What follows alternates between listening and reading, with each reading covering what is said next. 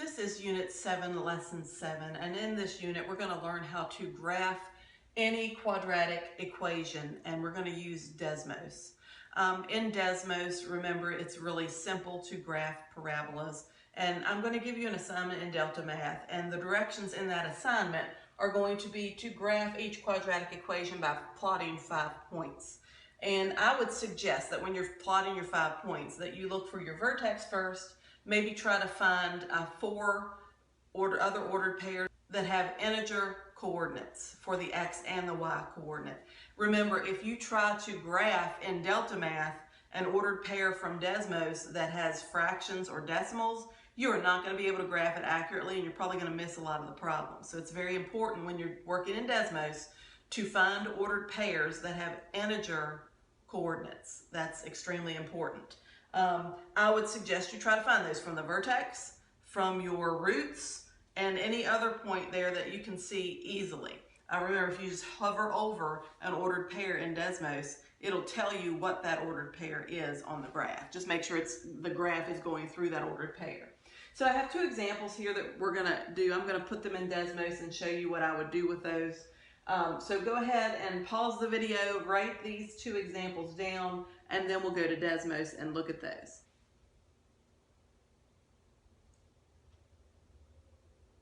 So this is Unit 7, Lesson 7. We're going to put those examples into Desmos. The directions are going to say find 5 ordered pairs that will graph the parabola. And so we're going to use Desmos to graph the parabola, and then we're going to pick out some corner points or ordered pairs that have integer coordinates that we can then transfer into Delta Math to get our answers. So I'm just going to type this first one in. It was y equals negative x squared minus 4x plus 5. So there's that parabola. Now, it's pretty big, so I'm going to hit my minus arrow so that I can see this a little bit better. And if you look at this, this is going by ones now, so I think that's a little bit easier to see. And then just looking at the ordered pairs, the vertex here is negative 2, 9. And what I would do is I would write down the 5 ordered pairs that I'm using. Make sure you've got integer coordinates for these ordered pairs so that you can graph them easily in Delta Math. So we've got negative 2, 9. Right here, I've got 0, 5. It looks like I've got 1, 0. Then I'm going to go to the other side. It looks like I've got negative 5, 0. And right here, it looks like I'm using symmetry too. I'm going straight across. Right here, if I click on that, let me see, this is 0, 5. That would put me at the axis of symmetry, so it's 2 over, so this is going to be at, so this is at 0, 5. I'm going to use symmetry. This is going to be negative 4, 5, it looks like. I'm having a real hard time. There it is, negative 4, 5. So that's another ordered pair on that parabola.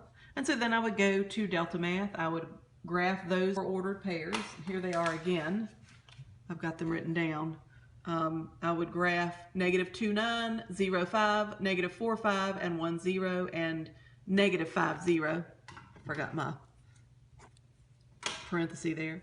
So I would go to Delta Math. I would graph those 4. So I would go to Desmos, find the ordered pairs, go back to Delta Math, graph those ordered pairs. It will graph the quadratic for me, and then hit the submit button to show that that's your solution. All right, for the next one, I'm going to get rid of this. Remember to clear it out, you just click the X. The next one is y equals 6x squared plus 7x minus 3. So plus 7x minus 3. There it is. This one's narrow, and we would expect it to be narrow, right? Because the a value here is 6. So a lot of the properties that we know about quadratics, we can visualize them here.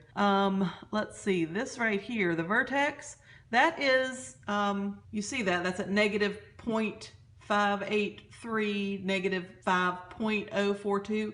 I would not use that as one of my ordered pairs because that is too complicated.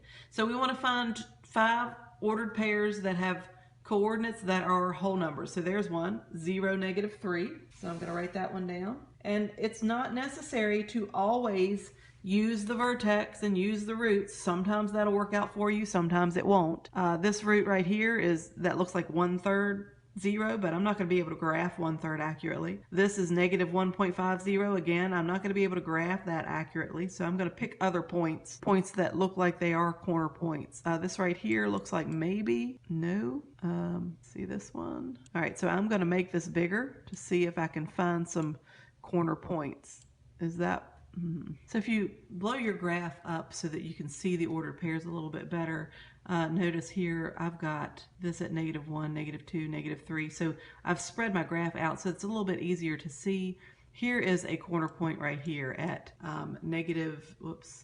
I scroll up, it looks like 110 is another ordered pair that would work. So 110 is a second ordered pair. So I'm just looking to see if I can find corner points. This right here looks like it might be one. -2, 7 is an ordered pair. So I'm going to keep that one, -2, 7. This one looks like it might be a corner point.